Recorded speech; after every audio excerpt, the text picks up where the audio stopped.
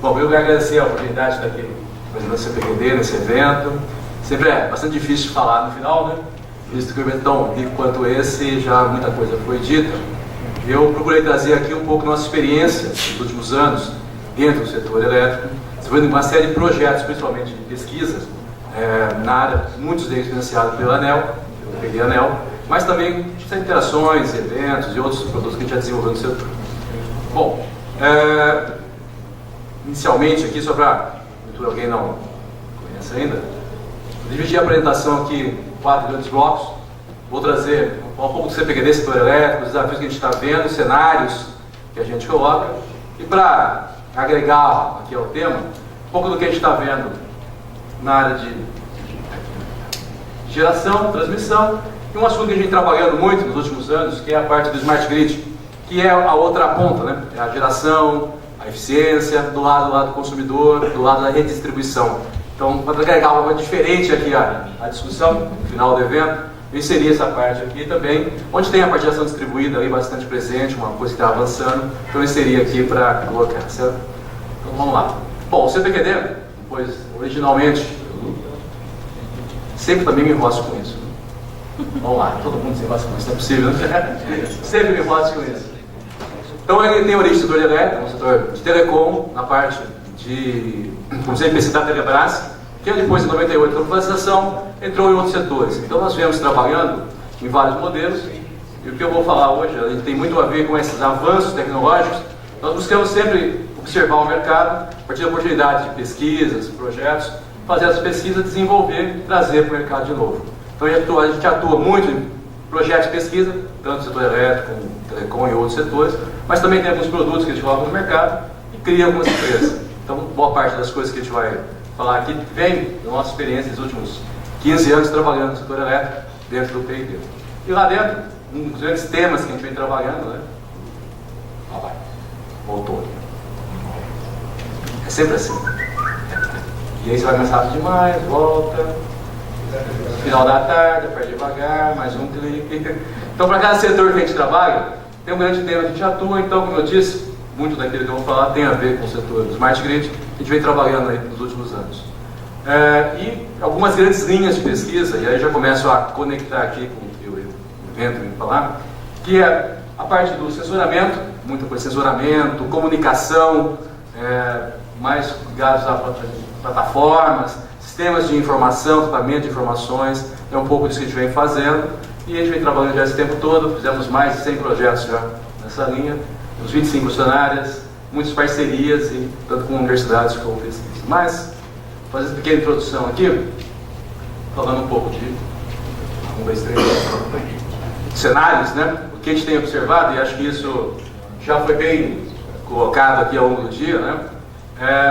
O que a gente vê hoje no setor, os avanços, a tecnologia, para onde a gente está vendo o mercado andar e os desafios, principalmente, né? A demanda de energia crescendo cada vez mais, né? Esse ano é um grande exemplo disso que aconteceu, né? De investimento cada vez mais difícil, né? A gente chegar e conseguir investimento. Mas é grande modernizar o sistema, seja na geração, transmissão, distribuição, isso tudo. A gente tem observado isso, estou trabalhando com os funcionários e um conjunto grande de novas tecnologias, né? E aí, o que fazer com tudo isso, né? Como desdobrar isso nos grandes desafios de geração, transmissão e distribuição. Então, se eu conseguisse resumir aqui um pouco, né? Assim, já viram bastante, só reforçando boa parte dos pontos aí que a gente já ouviu no dia. Na geração, que a gente observa nos trabalhos que a gente tem feito, acompanhando o mercado, aumento de capacidade, necessidade constante de a gente aumentar a capacidade de geração, de energia. As novas fontes chegando aí com presentes e necessidade de desenvolver isso, muito crescimento nessas áreas, né? Biomassa, eólica, fotovoltaica. E, hoje não vou falar de novo aqui, mas já tinha colocado aqui, né? A parte de conexão, a grande dificuldade de conectar eles com as linhas de transmissão para poder distribuir energia. Na parte de transmissão, uma área grande que a gente trabalha também, é uma grande necessidade de monitoramento, de manter essas linhas disponíveis, suportar a necessidade maior de carregamento dessas linhas, né? A gente vê bastante preocupação nisso, em muitos projetos, das linhas, os avanços da tecnologia. A gente tem trabalhado muito nessa área aqui.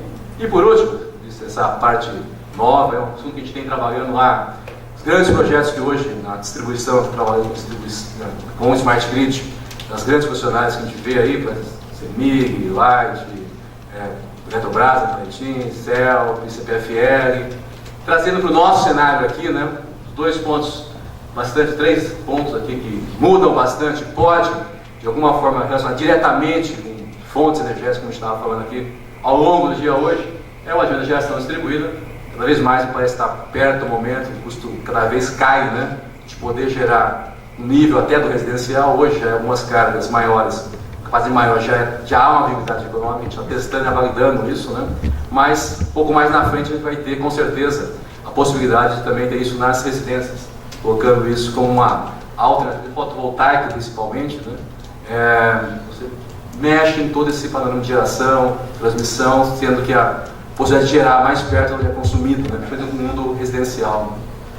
Outro ponto, as tarifas diferenciadas, pré-pagamento, que está por aí, as novidades, isso pode também mexer o consumidor aqui com as mídias sociais, tendo mais informação por aí, medição eletrônica, né, isso pode também mexer na forma como consome, no horário, quer dizer, os grandes problemas, o pico de demanda, né, o horário que hoje todo o parque aqui, antes era no final do dia, hoje já está mais na tarde, mas com mais informação também, com tarifas diferenciadas, pode ajudar a mexer nisso e também mudar um pouco as questões de geração, a necessidade do parque, de geração, isso no futuro, lógico, né? E um outro grande tema que a gente está até conversando hoje, falando muito de fontes solar, eólica, que não tem como garantir por muito tempo, é o armazenamento. Esse ano, várias pesquisas ao longo do mundo sendo feitas, né?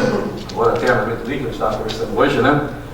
Barateando isso, ter uma forma de aproveitar ainda mais capacidade de fontes não lineares, né?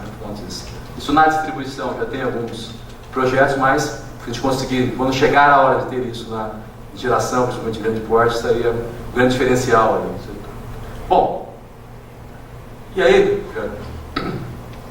aqui fica difícil falar, mas a ideia, olhando o nosso trabalho, vendo os avanços que vem tendo e como a gente tem visto, seja na geração, na transmissão ou na distribuição, a gente vê uma necessidade de censuramento, monitoramento, informações sobre o que está acontecendo com a distribuição, com a transmissão, mesmo a geração. Talvez mais investimentos, projetos, pesquisas que a gente tem visto muito aqui nos sistemas de coleta e transmissão de dados, algoritmo de análise, aqui a parte de diagnóstico, seja no ponto de geração, a transmissão, a gente vê muita coisa na distribuição também, e cada vez mais os softwares integrados com os sistemas operativos. São os grandes, uma linha geral panorama, né, do que a gente tem visto. E eu coloquei aqui na sequência para reforçar isso, olhando um pouco mais, sendo um pouco mais de detalhe aqui na geração, transmissão e distribuição, o que a gente tem visto e como a gente tem visto esses avanços e como vê o mercado, principalmente nos projetos P&D, né, tem visto bastante, mas também nas grandes aquisições, nas compras, novos projetos, né, como estão.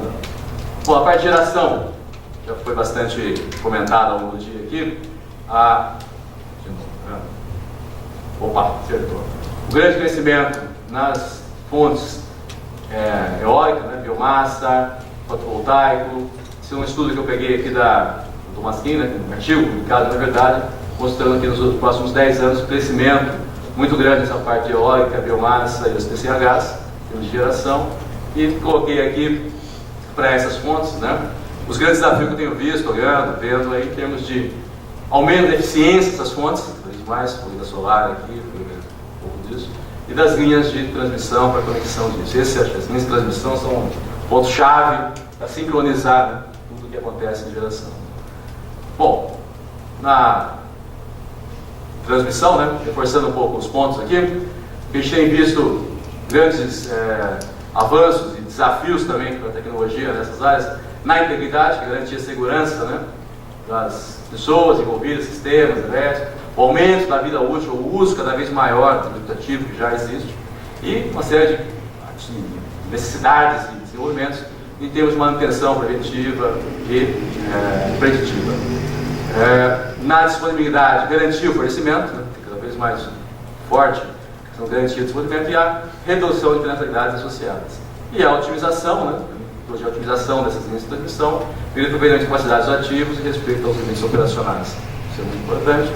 Isso, para o que a gente tem feito, e aí a gente desenvolveu bastante coisa para várias funcionárias, uma série de medições, de parâmetros, né, para essa rede, para garantir toda essa disponibilidade das redes, né, seja nível de tensão, corrente, temperatura, né, quanto ambientais, ventos, vibração, temperatura, a questão das queimadas, tudo que envolve a transmissão.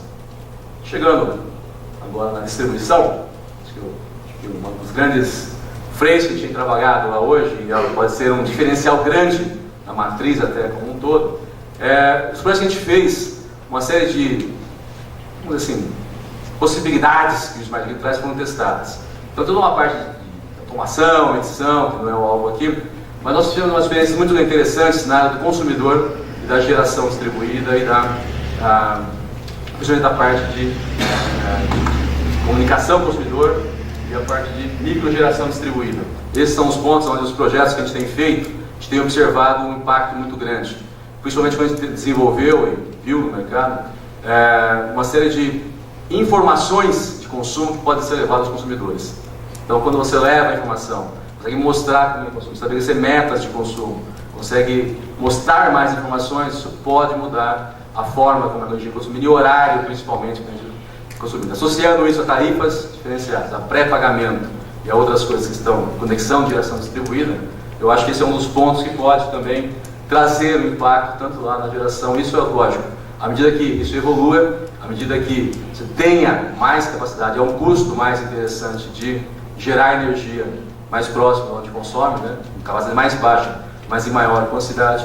Isso, os projetos que a gente fez e a possibilidade de ter isso e o benefício que isso traz, seja para o residencial, seja para escolas, que a gente fez teste, universidades, edifícios, que tem feito teste.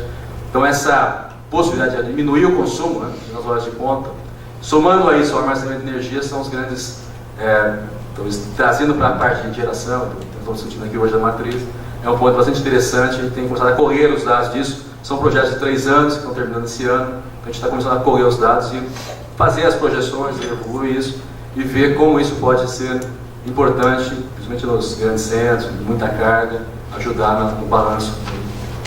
E aqui para estou olhando aqui, como eu disse, né, resumindo, esforçando, fechando aqui já, em relação ao consumidor, né, esse envolvimento dele. Eu acho que no Brasil a gente tem uma facilidade muito grande de interação com as redes sociais, apps e coisas mais. Nós vamos uma série de aplicativos para mobile, por exemplo, onde os consumidores poderiam, a gente lá na nossa casa, ver como está o consumo online. Isso baseado em medição eletrônica, é claro. E isso, quando a gente está testando isso com as pessoas, né, você vê uma interação e quanto eles imaginam que isso pode ter, somado ao advento das redes sociais, o mundo da internet, que a gente conversou de manhã, né, isso também é um ponto importante. Geração distribuída, como eu disse, né, acho que o grande desafio aqui é custos e principalmente armazenamento. Se a gente conseguir armazenar essa energia a um custo razoável, isso tende a ser uma coisa muito... pode mudar toda a matriz, a forma que isso pode acontecer. Bom, outra coisa, teve uma notícia agora em São Paulo, né, também, veículo elétrico, uma outra coisa que está por aí. Aqui tem um desafio duplo, né? Tanto ele como carga, ser carregado na hora de maior demanda, isso é um problema, e como ele pode também ser um armazenamento, né, ser uma fonte de armazenamento que possa, no momento de pico, fornecer para a rede ou fornecer para a residência e depois consumir numa hora da madrugada onde ninguém está consumindo. Isso ainda, aqui no Brasil, é uma questão bastante polêmica, não vou entrar muito em detalhe aqui, mas ele realmente tende a isso, os estudos que a gente vê, tem um potencial grande aqui, pode ser para o bem ou para o mal, né? Pode ajudar na geração, como também se todo mundo chegar às 6 da tarde, o pessoal fala, e for ligado, os carros estão tomados, isso não vai ter energia, provavelmente vai ter um problema nessa hora, né? Mas isso envolve questões. Viabilizar o veículo no Brasil primeiro, para a gente ter esse problema ou essa solução, e depois de ser feito para viabilizar isso no primeiro momento, né? E o armazenamento, como eu disse, é o grande diferencial. Bom, falo meio rápido, acho que eu falei rápido demais hoje. Desculpa, muito rápido aqui. Fechando aqui. É só mais um clique. Não vou errar mais porque esse é o último slide, então isso aqui não vai me entender mais. Falando um pouco para fechar aqui do que a gente está vendo no cenário de inovação, de projetos, né, as tendências tecnológicas da geração, o que a gente tem visto bastante são vários projetos no Brasil, seja vários fundos, mas 2 pontos e um ponto bastante importante aqui, que é o projeto de Nova Energia, que a Sérgio falou. É um projeto grande, que atua na distribuição, transmissão, tem várias frentes, envolvimento grande, é um modelo diferente de financiar. onde você tem sempre uma funcionária, alguém para consumir, uma indústria para colocar isso no mercado, tentando privilegiar o desenvolvimento da indústria nacional, esse é o grande ponto, e ensino de pesquisas para cada vez mais a pesquisa, o desenvolvimento chegar mais rápido ao mercado. Os projetos já foram selecionados. E teoricamente pontual. Pontual, exatamente. Para a energia, então vários inova, né, para várias frentes, né? Mas assim, ele não se repete. Ah, sim. Sim, teoricamente não se repete, exatamente. Faz um desenvolvimento e é um só, não tem vários, como no ANEEL, a gente vê às vezes vários projetos iguais, né? É isso que eu estou falando, exatamente. São vários projetos, várias linhas de pesquisa, nós estamos em alguns desses projetos, projetos grandes, realmente, um investimento grande, alguns bilhões de reais aqui, que vão, se os projetos todos forem aprovados, vão tirar os projetos.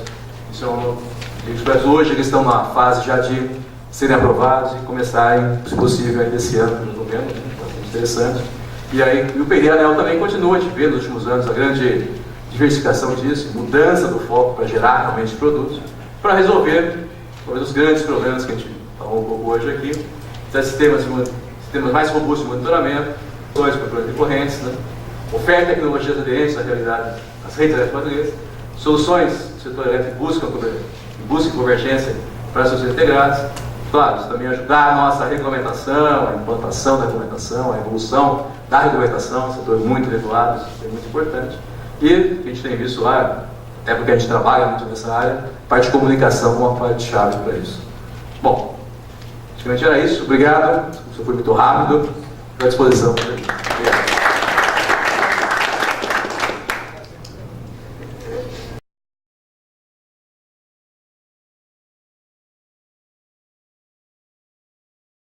Deixa eu fazer uma pergunta. Essa questão da energia distribuída, a CEMIG, que parece que está avançando mais isso, qual é o resultado até agora da experiência do Smart Grid, né? Isso. O projeto CEMIG implantou agora, há pouco tempo, está começando a colher os resultados. A cidade de Sete Lagoas, né?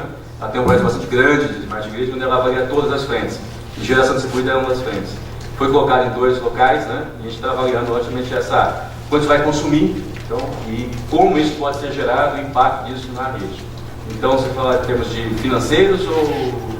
Não, em termos tecnológicos, aquela ideia de cada casa ter o seu computadorzinho lá para poder calcular custo de energia de acordo com o pico ou não, esse tipo de gerenciamento aí, quando é que chega na... Então, nesse projeto já está lá. Está lá funcionando. Então, no ar agora, lá tem... Esse projeto envolve, na verdade, envolve um conjunto de ações, né? A base é a medição eletrônica. Então, isso no Brasil. Nesses projetos, lá tem 3 mil medidores já eletrônicos numa área de 7 lagoas.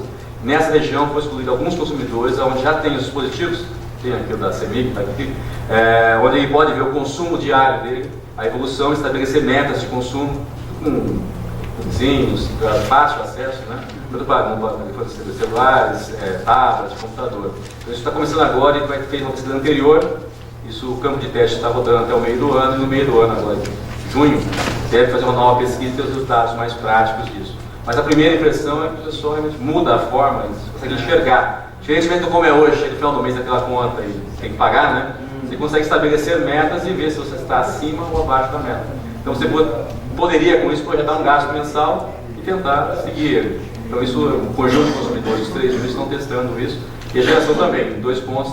Só para entender direitinho isso aí, quer dizer, você tem a ideia do consumo pelo horário e pelo custo, é isso? Ou tem também por equipamento? Hoje na regulação você tem o consumo, Não, eu digo, esse equipamento aí permite você identificar o consumo por equipamento? Por residência, por consumidor. Não, depende, porque aí você precisa da tecnologia do equipamento. Ele está por exemplo, a geladeira. Geladeira, desculpa. Não, essas são as aplicações internas. Do equipamento que não, você viu também.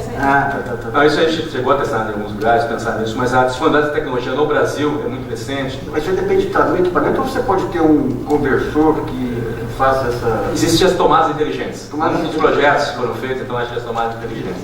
A gente não conseguiu esse caso, não conseguiu testar isso, mas dispositivos, tipo um adaptador de tomada, que você poderia colocar dentro ou fora da sua tomada, e esse adaptador consegue medir o consumo, e aí sim, no sistema de gerenciamento, ver qual é cada um está consumindo, né? Geladeira, chuveiro, televisão. Então são os chamados tomadas inteligentes que fazem isso. Isso no Brasil está avançando em pesquisa ainda, fora do Brasil isso na prática funcionando. Os Estados Unidos é um dos tem muita coisa disso já, são gerenciadores domésticos de consumo, né? Aonde você pode ver dentro dos seus maiores consumidores, maiores consumos, né? E aí trabalhar melhor nisso. Basicamente no Brasil, chuveiro e ar-condicionado são os grandes vilões. Eu só queria acrescentar só um detalhe nessa história, que é o seguinte, aqui existem vários outros pilotos também no Brasil. Eletrobras está com Parintins, cada um está pesquisando uma coisa. Angra está com outro projeto. Concentração de todos esses. A gente fez um estudo anterior, mas o estudo foi de 2010, vocês inclusive participaram, né? Que mapeou isso aí. Agora, mais recente, mais atual, tem um estudo que está conduzido, se eu não me engano, está sendo conduzido pela BDI. Isso, BDI. Né? Que está mais atual, né? Porque o nosso estudo foi de 2011, então isso como está muito dinâmico, né? Você já deve ter outros pilotos aí.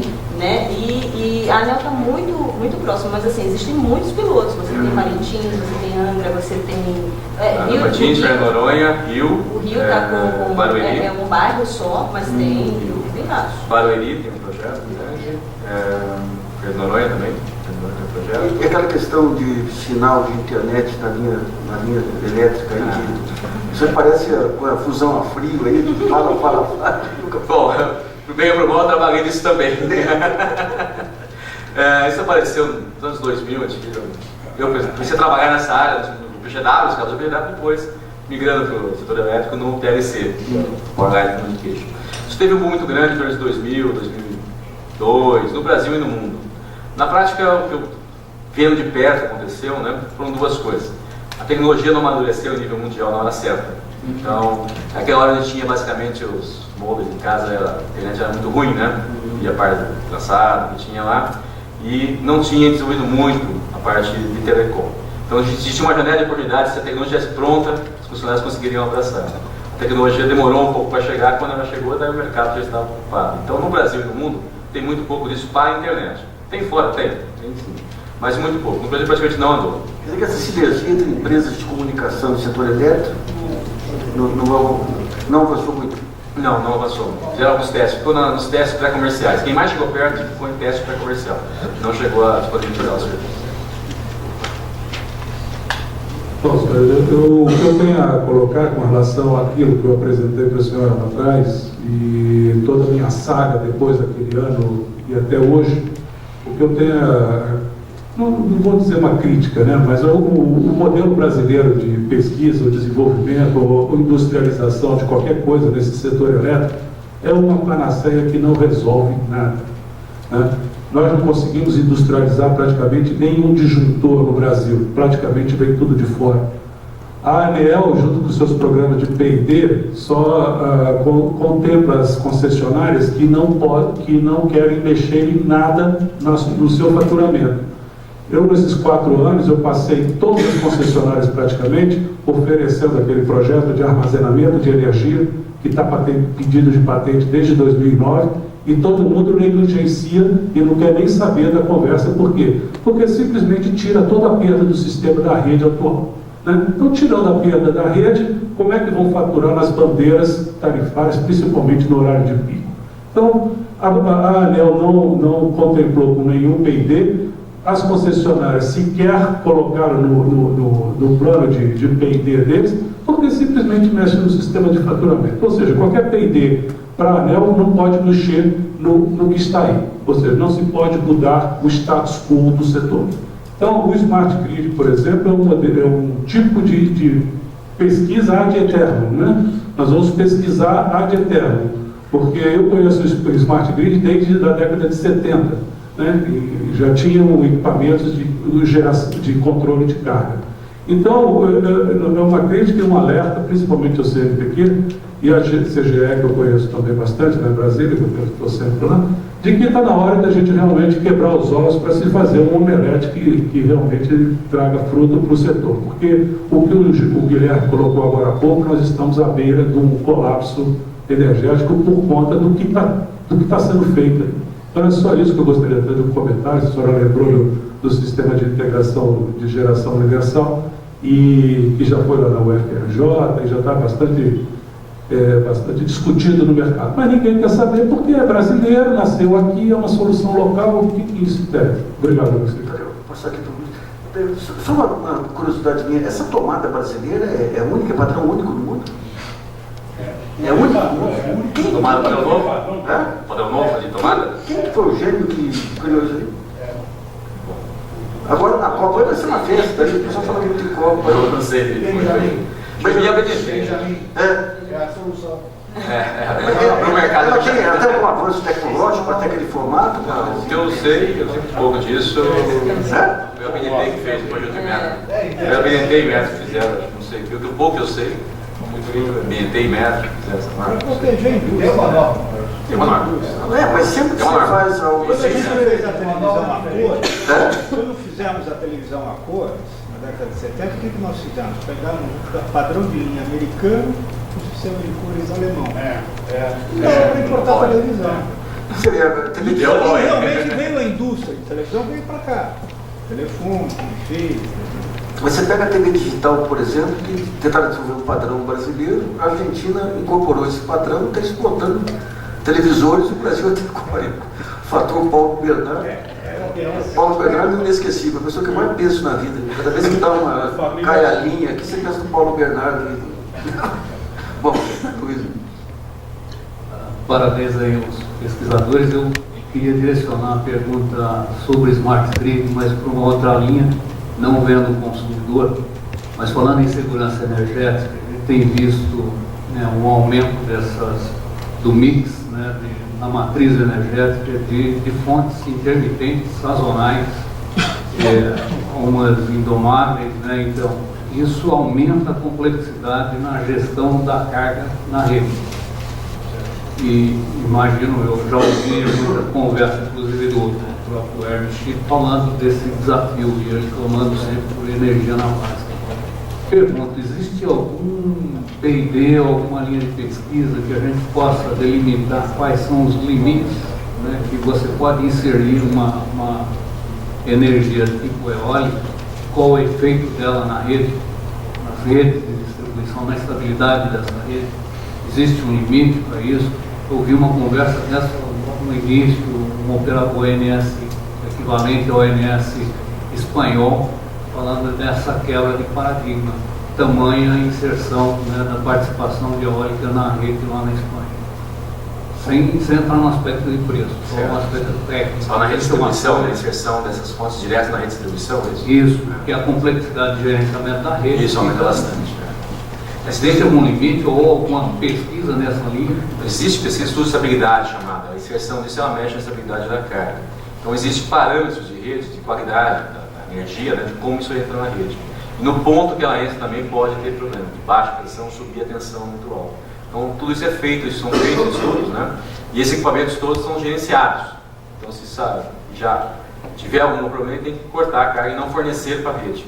O problema é quando ele fornece para a rede, não quando ele usa para dentro do consumo. Muitos desses, boa parte do que gera, consome localmente, consome na residência, consome na indústria mesmo, né? Quando ele vai exportar para a rede, vai vender para a rede, vai fornecer para a rede, aí existem parâmetros bem apertados que os equipamentos tendem a filtrar. Mas Existe uma transição. isso é compensado pelo armazenamento. Isso, no armazenamento, aí isso muda no armazenamento, muda no armazenamento. Mas quando não tem armazenamento, né, existem os parâmetros sim, e toda vez que entra uma fonte dessa, ela não pode se conectar hoje, né, pela regulação no Brasil, tem que ter um estudo da concessionária, da distribuidora, antes de conectar. Então ela vai avaliar e simular softwares que simulam esse efeito. São efeitos transientes na rede, então esses softwares avaliam e simulam isso. Depois no monitoramento também consegue ver isso. Mas isso pensando como é hoje em cargas maiores, em gerações maiores. Com gerações menores, de novo, tem que se estudar isso e fazer regulação para isso. Estou comentando, cada concessionária hoje, para a conexão, que já está previsto, já está distribuído na rede, tem que avaliar antes do projeto para checar tudo isso. Medir, provar, então assim funciona. Não sei se eu respondi, Isso quer dizer que necessita-se de mais equipamentos, ou uma reconfiguração da rede da distribuidora, no ponto onde ele vai receber energia. Hoje, na verdade, é assim, quem quer colocar e fornecer, a funcionária tem que ser, ela teria que aceitar, só ela tem que provar porque não dá. Qualquer um pode pedir conectar na rede hoje, a legislação permite isso. Mas, é claro, tem que ver direitinho como é isso, a quantidade de energia que está gerando. Se for baixa carga, né, baixa tensão, aí a coisa complica um pouco mais, né, são gerações para o residencial. Né. Mas isso num volume muito grande, o volume que é hoje, né, pelo que eu vi de estudos, como está sendo feito, como é pouco, ele é caro, tem pouca conexão. Se todo mundo, toda uma casa, acho que é o problema da Espanha, da Alemanha também, né, todas as casas colocaram, né? Painel solar, aí isso tem problema de estabilidade, eles têm que avaliar e no limite abrir isso. Hoje, inclusive, manutenção. Oi? São oito entradas em paralelo, no máximo. Isso, no máximo numa linha, né? Exatamente. São 8 no máximo. Passou de 8, você não pega mais sincronismo. Hoje você não pode pegar sincronismo e hoje a funcionária avalia isso antes de liberar. Então tem esse número também de 8 e assim que é feito e colocado. Existe também a questão de segurança, né? Numa operação, uma falta de energia tem que abrir para manutenção, tem que garantir também que ela continue fornecendo sem que a funcionária saiba também. Se alguém vai mexer na rede, vai tomar um choque e tal. Então hoje quando falta energia da forma que está hoje, tem que abrir. Só complementando rapidamente, essa questão, a ONS ela vem estudando a possibilidade de fazer os estudos de otimização local, por regiões, né? De deixar de ser centralizado, né? E estudar possibilidades de otimizações regionais e aí você fazer uma otimização geral, porque a partir da hora que esse mercado ganhar realmente amplitude, escala, né, a complexidade do modelo de otimização realmente começa a ter problemas aí. Agora, existe um número, e não é para a questão da geração distribuída, mas sim das energias intermitentes, onde a gente coloca um número de segurança que vem sendo estudado por várias pessoas ainda, mas ainda a gente diz que ainda é um número mágico. Não está totalmente, tem vários debates em cima dele, que é 20% do sistema de fontes renováveis. Isto não adianta, a eólica não vai resolver o problema da expansão, entendeu? Porque a gente tem que ter cuidado exatamente pela complementariedade, segurança energética e tudo mais. Mas aí é do lado das intermitentes, né? Do lado do sistema mais distribuído, aí você tem uma outra escala de segurança maior. Boa tarde, Paulo Moraes, Solinova. Não dá para seguir sem mencionar o brilhantismo da iniciativa, né? E agradecer a oportunidade. Como representante de uma empresa que trabalha na cadeia de inovação da área de energia, eu não vou fazer uma crítica, mas eu vou ao contrário.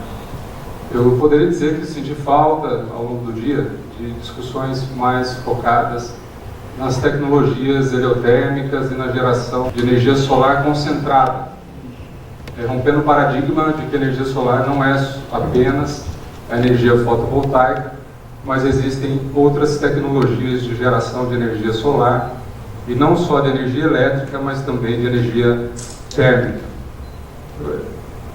Aproveitando até a deixa do colega,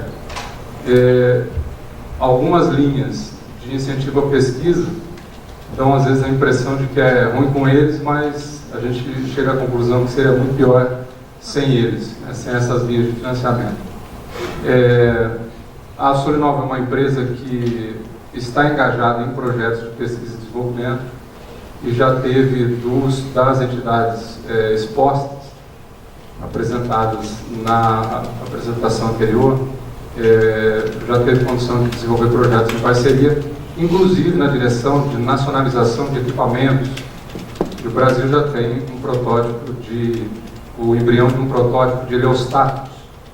Então, em vez de reclamar da ausência da heliotermia ou da discussão dessas tecnologias, eu gostaria de colocar a Solinova à sua disposição, assim, para eventualmente, no momento oportuno, a gente fazer parte também de trazer essas discussões. Até vou sugerir para vocês aí, que isso aqui tudo vai para uma sala de energia, então você vai colocar todos os vídeos e gravações e tudo, e vai ser alimentada por outros temas. Então, se puder encaminhar por e-mail para a gente outras sugestões temáticas aí, a gente faz reportagens à parte aí, enriquecendo aí o acervo aí de informações.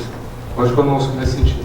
Em relação às últimas apresentações, eu gostaria só de um comentário rápido a respeito de uma coisa que nos atormenta frequentemente, que é: qual é o verdadeiro desafio?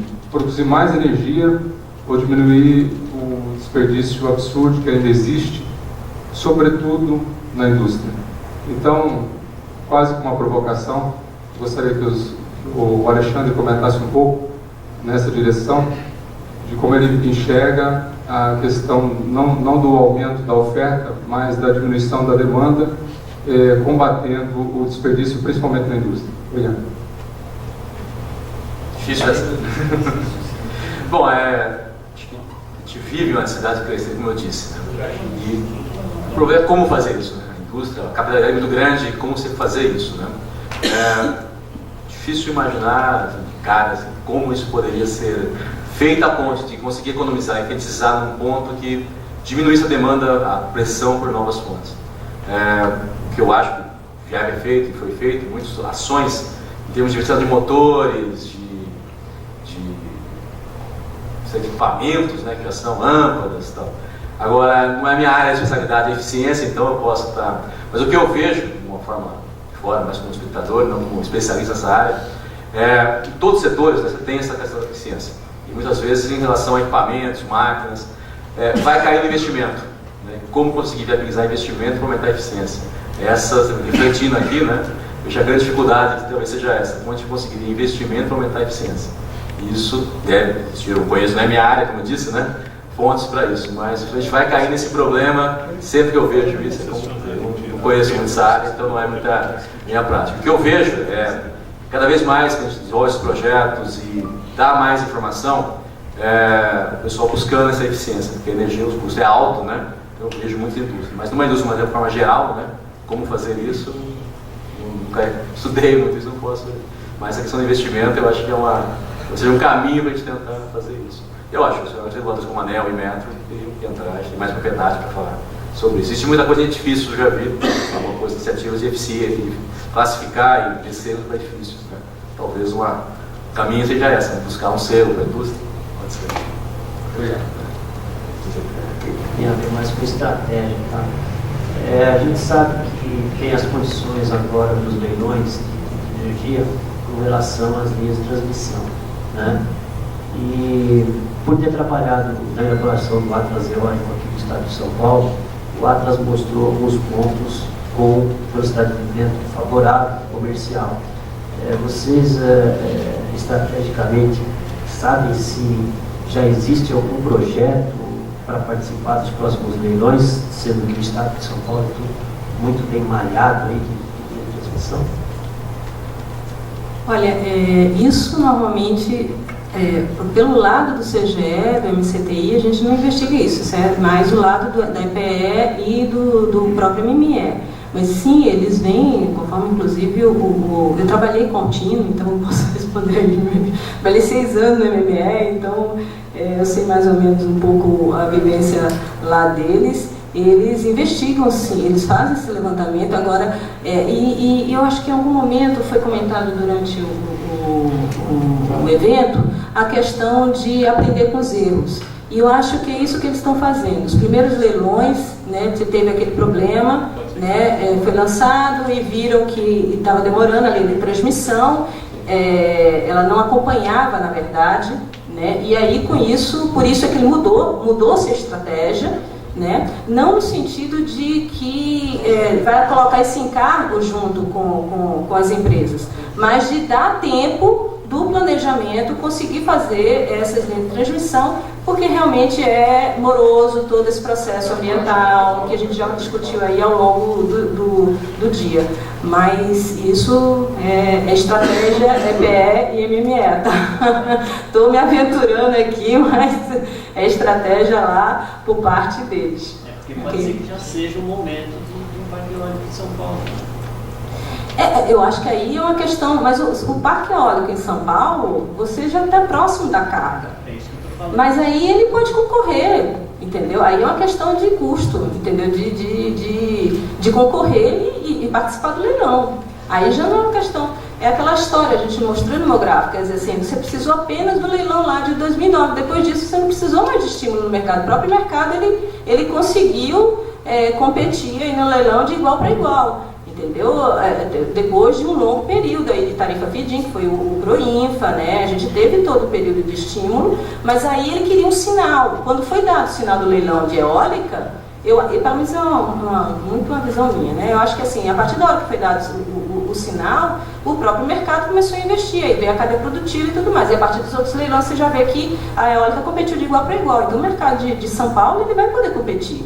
O problema E eu não queria responder, porque eu estou respondendo a todo mundo, fazendo comentário a todas as perguntas, mas a questão de eficiência energética, eu trabalho, aí a eficiência eu trabalho, já tive vários trabalhos em cima. É uma questão de custo-benefício, tá? Às vezes é uma coisa, se você olhar assim, pontualmente, que dali é rentável, sim, mas o investidor, às vezes vai ver aquele mesmo valor, em uma outra coisa vai render mais. Eficiência é muito isso. Eu trabalho com eficiência há algum tempo. É duro convencer um investidor. Por mais que você faça lá que isso ele vai ter retorno ao longo do tempo, mas aquele mesmo investimento, ele investir em outra coisa dentro da empresa dele, tá entendendo? Ele vai ter maior retorno. Você vê, celulose papel é uma das cadeias mais intensivas em energia. E ainda assim ela tem bastante gordura aí. De eficiência, de gastos e tudo mais, e grande potencial de cogeração, né? Então, é tudo uma questão de custo-benefício, nesse caso. Desculpa. Não, tá ótimo. Bom, Você, só rapidinho, tem que também tem mais uma pergunta aqui, mas só aproveitando a eficiência, eu vi um estudo alemão que diz que a indústria alemã tem potencial de reduzir o desperdício em 30%. E a indústria alemã é conhecida notoriamente por ser uma indústria de consagrada eficiência. Sim. Fazendo o transporte ipsis literis para o Brasil, eu suspeito que talvez, muito provavelmente, o nosso potencial de economia em termos de redução de desperdício pudesse eventualmente ser maior do que 30%. Então, quando a gente fala isso, eu digo assim, é difícil falar de políticas públicas que tratam de energia sem que o governo olhe para isso com carinho. Porque em vez de se matar num projeto de 5 ou 10 anos, não vai ter jeito, é inevitável, esses investimentos terão que ser feitos. Mas, ainda que eles sejam necessários, eu suspeito que o paradigma pode ser um paradigma que inclua a questão de discutir eficiência, diminuir o desperdício para equalizar uma questão que é anterior, que é a questão da demanda. Mas eu concordo com a doutora, acho que é uma discussão mais longa, mas que o protagonismo talvez não seja exatamente do empresariado, porque se isso for analisado do ponto de vista de uma política pública, o protagonismo deveria ser do poder público. Obrigado. Bom, vamos para a última questão aqui. E para vocês, eu queria deixar a nossa empresa, a Gênesis, nós trabalhamos com desenvolvimento de projetos mais focados em energia solar, e eu senti falta um pouquinho também eu vi uma certa expectativa de ouvir um pouco mais sobre isso, e também na parte de eficiência energética. Eu compartilho da sua opinião, realmente é difícil, às vezes você prova que é bom, mas muitas vezes o cliente prefere investir em outra linha ou outra parte da indústria. A pergunta que eu gostaria de deixar na questão da geração distribuída, não seria talvez um momento de nós analisarmos tanto como protagonistas o empresariado quanto o poder público na questão da concessão, porque uma vez que você gera com solar ou com eólica pontualmente, não faz muito sentido você ter uma carga tributária. Por exemplo, o Estado de Minas concedeu a isenção do ICMS, né, para alguns projetos, para essa questão do projeto solar. Outros estados estão nessa briga.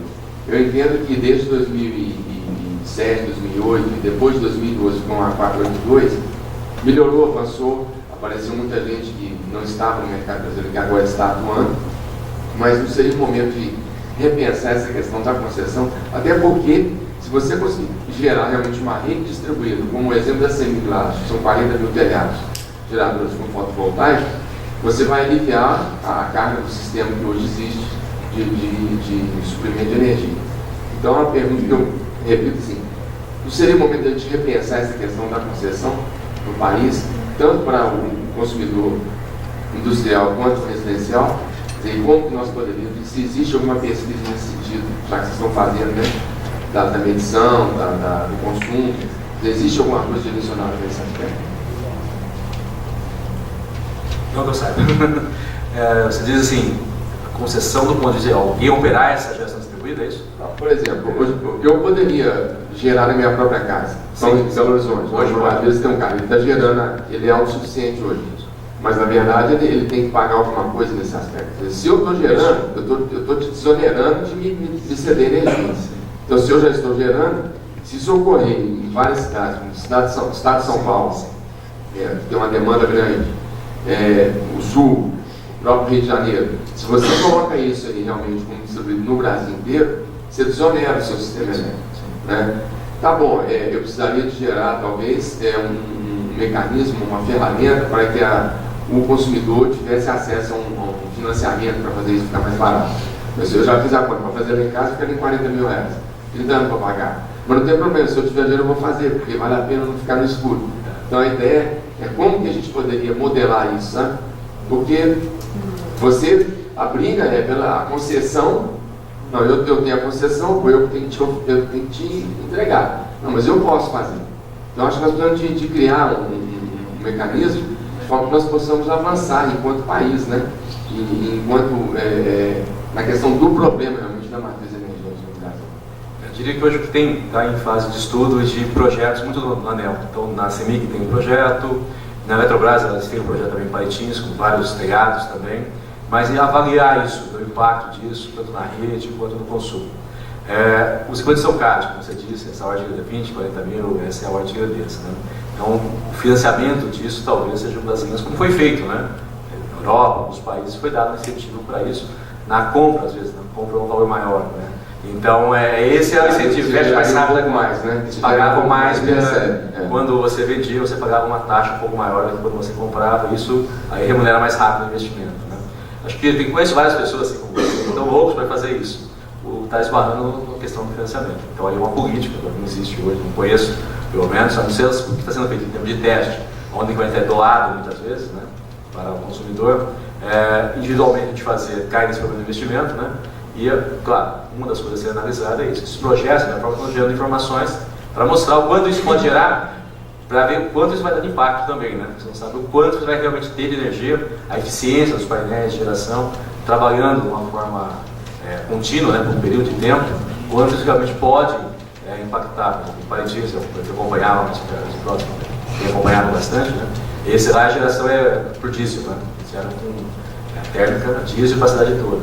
Então isso ajuda a diminuir o diesel, uma série de coisas, o custo da energia é muito maior lá do que aqui. Então lá houve incentivo, são muito grandes telhados publicitários instalados lá agora.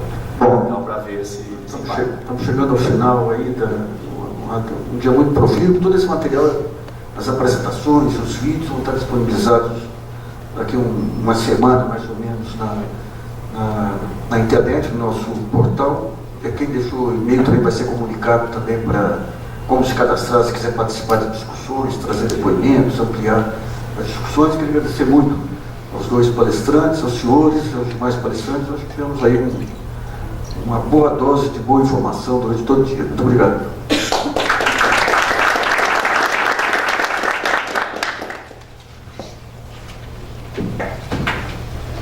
Vamos, obrigado, então.